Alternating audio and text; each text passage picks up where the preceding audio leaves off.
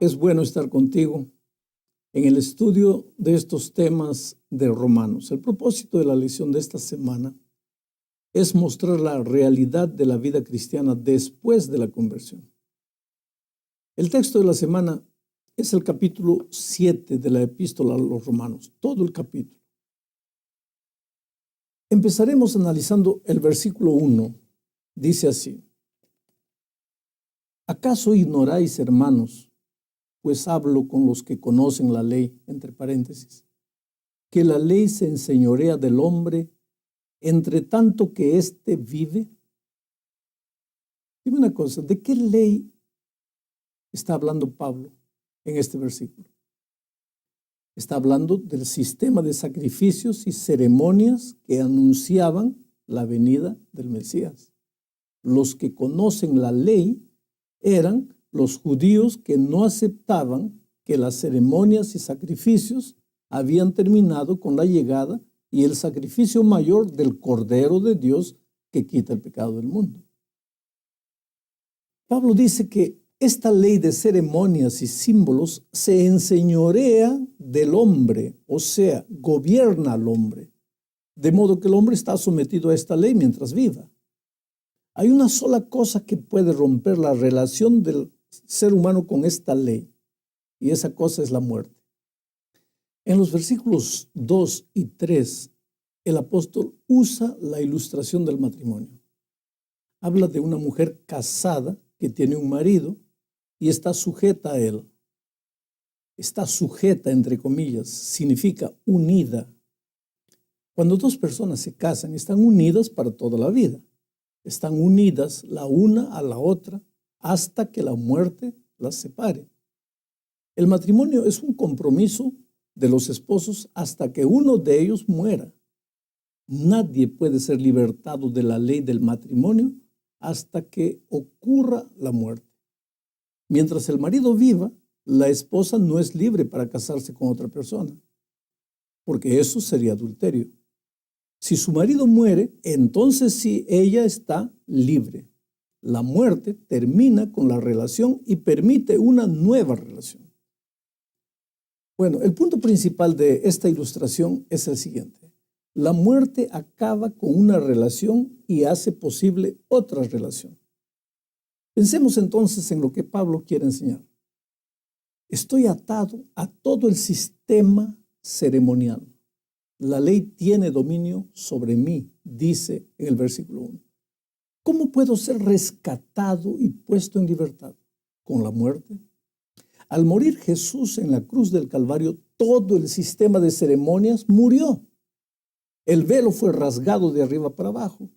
Y esa muerte de Cristo en la cruz, que también hizo posible la muerte de las ceremonias, esa muerte hace posible mi relación con un nuevo esposo, con el verdadero esposo. Porque todo lo que ese cuerpo de ceremonias hacía era simbolizar al verdadero esposo, al verdadero Salvador, para que seáis de otro, del que resucitó de los muertos, afirma el versículo 4. Entonces, estoy libre de todas las ceremonias simbólicas. Puedo unirme a Cristo, la realidad salvadora, el verdadero esposo. Dios ha hecho posible, por su gracia, que fuéramos desatados de la ley de ritos y ceremonias y fuéramos juntados a Cristo. Ahora Cristo es el que tiene dominio sobre mí, ya no la ley de ceremonias. Y así como una pareja unida por el matrimonio produce hijos, así mi matrimonio con Cristo ahora produce frutos. Ahora, en la ilustración que usa Pablo, nota que hay una sola mujer, pero hay dos maridos. La mujer está en una situación difícil porque ella solo puede ser la esposa de uno de los dos. Y desafortunadamente ella fue casada primero con el que era apenas un símbolo del que habría de venir. El hombre con el cual está casada es un buen hombre, pero el problema está en que es apenas un símbolo de la realidad. Ella desearía mucho casarse con la realidad, pero su marido, el símbolo, todavía vive. ¿Qué puede hacer? Está sujeta por la ley a su marido, y a menos que él muera, ella no puede casarse legítimamente con otro hombre. El primer marido es el sistema ceremonial. El segundo marido es Cristo. Y tú y yo somos la mujer. Las ceremonias no ofrecen poder, solo esperanza en el que vendrá. Cristo es la realidad. Pero los judíos en los primeros años del cristianismo no querían abandonar al esposo muerto. Querían casarse con Cristo, pero cargando el cadáver del primer esposo. Y eso no tenía sentido. El otro día, una persona muy sincera me dijo: ustedes usan ese argumento de ley ceremonial, ley moral, para decir lo que ustedes quieren. Cuando les conviene es ley moral. Cuando no les conviene es ley ceremonial. Bueno, esta es la segunda parte de la lección de esta semana. ¿De qué ley está hablando Pablo en Romanos 7? De ambas, de la ley moral y de la ley ceremonial. De la ley ceremonial dice que está muerta. De la ley moral dice en el versículo 12, de esta manera que la ley y a la verdad es santa y el mandamiento santo, justo y bueno. ¿Y qué es lo que nos hace pensar así? Los versículos 8 al 11. Porque en esos versículos Pablo afirma que el problema está con el pecado y no con la ley. E inclusive menciona el 10º mandamiento al decir en el versículo 8, pero el pecado, aprovechándose del mandamiento, produjo en mí toda clase de codicia, porque aparte de la ley, el pecado está muerto. Aparte de la ley, el pecado está muerto. ¿Qué quiere decir eso? Que si no existiese ley, no existiría pecado. No habiendo ley, no habría pecado. Aparte de la ley, el pecado estaría muerto. Oh, querido, el problema no es la ley. La ley es una imagen perfecta del Dios perfecto que la dio. La ley es un excelente espejo, puede mostrar mi mancha, pero no me puede limpiar. La ley es santa, pero no me puede hacer santo. Solo puede mostrarme cuán impío soy. La ley es justa, pero nunca podrá justificarme, solo puede condenarme. La ley es buena, pero no puede hacerme bueno. Solo puede mostrar mi miseria y el mal que mora en mí. Bueno, la conclusión de Pablo es que el problema está con el pecado y no con la ley. Eso es lo que dice el versículo 13. Mira, te lo voy a leer. Entonces, ¿lo que es bueno vino a ser muerte para mí? De ninguna manera. Más bien el pecado, para mostrarse como pecado, produjo en mí la muerte por medio de lo que es bueno, a fin de que el pecado, por medio del mandamiento, llegara a ser extremadamente pecaminoso. ¿Por qué el pecado llega a ser extremadamente pecaminoso por medio de la ley? ¿Por qué? Porque la ley es como un espejo que muestra las manchas horribles de la vida. Si la ley no existiese, pues el pecado pasaría como si no fuese pecado. Pero la ley hace el pecado extremadamente visible, muestra mi realidad. Esa es la realidad. Vayamos ahora al versículo 14. Dice lo siguiente: sabemos que la ley es espiritual, pero yo soy carnal, vendido al pecado. La ley es espiritual. No hay problema con la ley. La ley no es carnal. El verdadero problema soy yo, dice Pablo. En el versículo 14, el pronombre yo es enfático. Yo soy carnal, vendido al pecado. Yo soy un esclavo del pecado. Yo. Nota cuántas veces el pronombre yo es repetido en los versículos siguientes. Nota también que en el versículo 14 Pablo dice, yo soy carnal. Él no estaba hablando de su estado pasado cuando era inconverso, sino de su condición presente. ¿Cómo es posible que un cristiano sea carnal y esclavo del pecado? ¿Tiene coherencia eso? Antes de todo debemos reconocer que hay un sentido en el cual el verdadero creyente no es carnal. Romanos 8:9 dice, no vivís según la carne, sino según el Espíritu. Pablo se refiere a su vida no salva como el tiempo en que estaba en la carne. En otras palabras, hablando posicionalmente, ojalá que no esté hablando difícil, hablando posicionalmente, un verdadero creyente, una persona justificada, ya no está en el reino de la carne, sino en el reino del Espíritu. Está en Cristo y Cristo está en él. La persona salva ya no es esclava del pecado. Sin embargo, en Romanos 7:14, Pablo no se está refiriendo a su gloriosa posición, sino a su condición presente, a su naturaleza. Se está refiriendo a su experiencia actual, al vivir la vida cristiana. Y es posible que un verdadero cristiano tenga un caminar carnal. Esto no significa que la vida cristiana de Pablo estuviera marcada y caracterizada por la carnalidad. No, no, no. Esto se contradiciría con todo lo que sabemos sobre el apóstol. Pero debemos decir que Romanos 7:15 al 24 fue la experiencia real del apóstol. Y todo creyente honesto debe confesar que de un modo u otro, él también ha tenido las mismas experiencias y que ha pasado por las mismas luchas que el apóstol describe en este texto. La esclavitud que estaba experimentando Pablo es explicada en los siguientes versículos. Vayamos al versículo 15, 16, 17.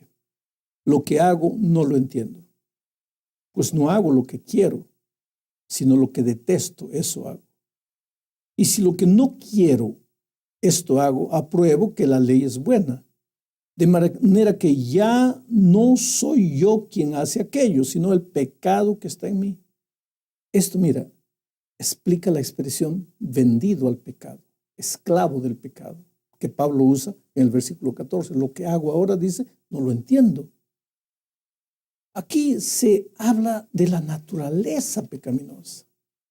¿Qué es un esclavo? Un esclavo es una persona que está bajo el dominio de otro. Y por eso no puede hacer nada, no puede hacer lo que quiere hacer. Tiene que hacer lo que no quiere hacer, incluso lo que detesta hacer.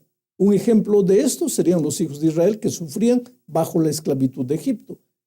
El esclavo israelita estaba obligado a hacer ladrillos. Él no quería hacer esto, pero tenía que hacerlo. Él quería hacer otras cosas, pero no podía hacer lo que quería.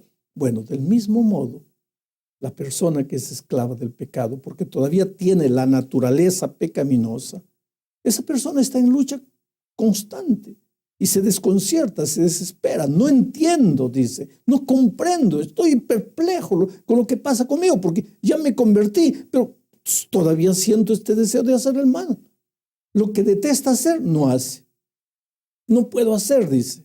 Lo que quiero hacer, no lo hago.